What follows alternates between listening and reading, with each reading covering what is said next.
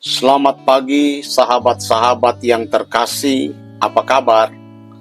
Semoga hari ini penuh dengan damai dan sukacita. Kita diberi kesempatan baru oleh Tuhan untuk bersama-sama merenung dan mendengarkan firman-Nya.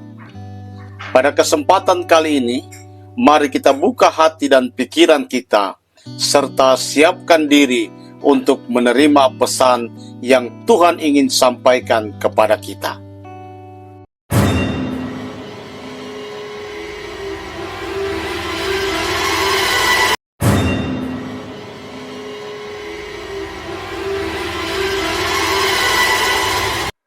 Haleluya. Selamat pagi Bapak Ibu Saudara yang dikasihi Tuhan. Kembali kita berjumpa dalam program Pagi Bersama Tuhan. Pagi hari ini kita akan merenungkan satu kebenaran firman Allah dengan judul Rahasia Kekuatan Naomi yang jarang dibahas. Mari kita buka dalam Rut pasal 1 ayat 20-21. Tetapi ia berkata kepada mereka, "Janganlah sebut aku Naomi, sebutlah aku Mara. Sebab yang Maha Kuasa telah melakukan banyak yang pahit kepadaku. Dengan tangan yang penuh aku pergi, tetapi dengan tangan yang kosong Tuhan memulangkan aku." Saudara yang dikasihi Tuhan Yesus Kristus, pagi ini kita akan belajar dari satu tokoh perempuan yang luar biasa, namun seringkali terlupakan. Siapakah dia? Dia adalah Naomi. Ketika orang berbicara tentang kitab Rut, fokusnya hampir selalu pada Rut, sang menantu yang setia. Tetapi pagi ini kita akan membalik kamera kita sedikit ke arah Naomi, seorang perempuan yang telah melewati badai hidup yang tidak main-main. Namun justru dalam kehidupannya kita belajar rahasia kekuatan sejati di tengah penderitaan. Naomi adalah gambaran nyata dari seorang yang hidupnya pernah manis, lalu tiba-tiba menjadi pahit. Ia pernah punya suami, 2 anak laki-laki, dan kehidupan yang cukup nyaman di Bethlehem. Tapi ketika kelaparan melanda, mereka pindah ke daerah Moab, dan disitulah kehidupannya berubah drastis.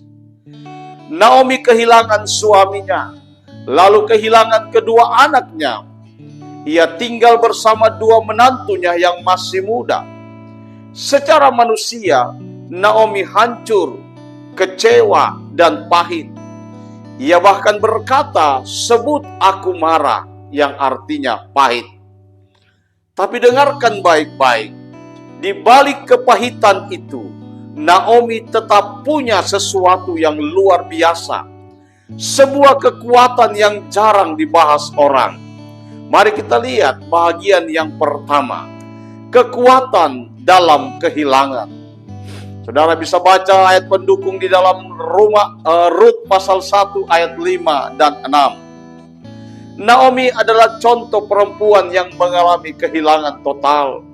Kehilangan harta, kehilangan keluarga, kehilangan masa depan.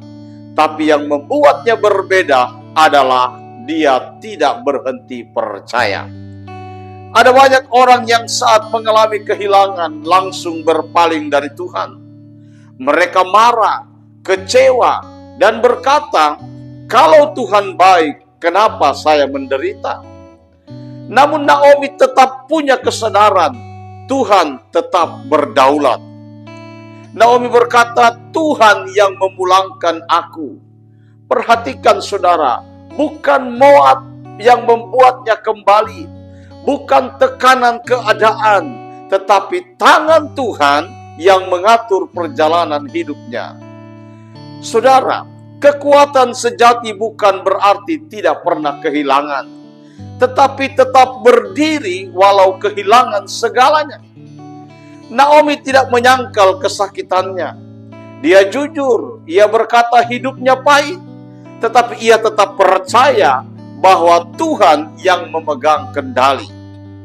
Kadang Tuhan tidak langsung menenangkan badai, tapi memberi kita kekuatan untuk tetap berdiri di tengah badai.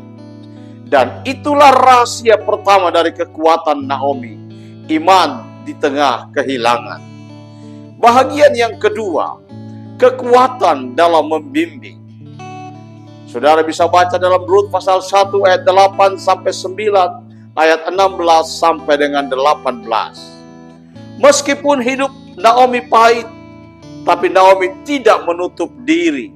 Dia tetap berpikir untuk kebaikan orang lain.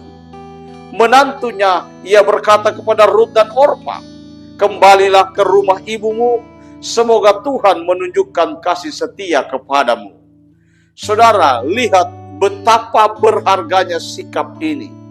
Di dalam duka, Naomi masih bisa berkata, "Semoga Tuhan memberkati kamu." Orang yang pahit biasanya menularkan kepahitan, tetapi Naomi menularkan berkat. Rut menolak untuk kembali ke Moab dan berkata, "Bangsamulah bangsaku, Allahmulah Allahku." Itu adalah hasil dari teladan hidup Naomi. Rut mengenal Allah Israel bukan lewat khotbah, tetapi lewat kehidupan mertuanya yang tetap beriman di tengah penderitaan. Saudara, kekuatan Naomi terletak pada pengaruh rohaninya, bukan pada keberhasilannya. Naomi tidak punya kekayaan untuk dibagi, tidak punya status tinggi untuk dibanggakan, tetapi Naomi punya karakter yang bisa diwariskan. Banyak orang ingin meninggalkan warisan materi, tapi Naomi meninggalkan warisan iman. Dari warisan iman itu lahir garis keturunan yang luar biasa. Boas, Obed, Daud, bahkan sampai kepada Yesus Kristus. Bahagian yang ketiga, kekuatan dalam pemulihan. Rut pasal 4 ayat 13 sampai 17, saudara bisa baca. Tuhan memulihkan Naomi. Ia yang dulu berkata, "Aku kembali dengan tangan kosong," akhirnya menggendong cucunya dan diberkati banyak orang. Orang-orang berkata, "Terpujilah Tuhan yang membiarkan engkau mendapat seorang penebus."